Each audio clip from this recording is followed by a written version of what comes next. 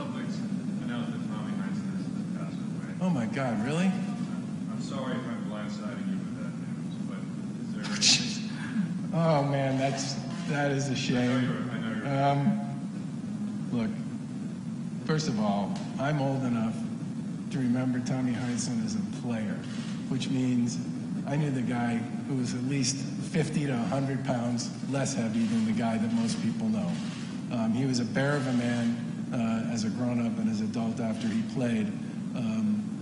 But what he really was as a player was just, I'm trying to think of who I would compare him to in today's basketball world. We don't really have power forwards anymore.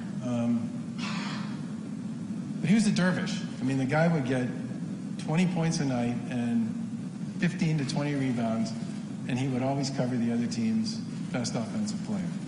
And he was one of those guys who no one ever wanted to cover and no one ever wanted to play against because he came at it with such a frantic intensity with respect to the way he played. And as a Celtic announcer, he was right up there with Johnny Most in terms of being so profoundly committed to the home team that if you were watching the game and listening to him at the same time, you would swear he was watching a different game than the one you were watching, because every single call against anybody on the Celtics was a bad call, and every single missed call on the other folks was also a bad call. And I guess I'm really sorry to hear that, because he was such a special piece of our sports fabric here in Massachusetts. But the thing I would say most of all about Tommy Heinsohn is the guy was all heart.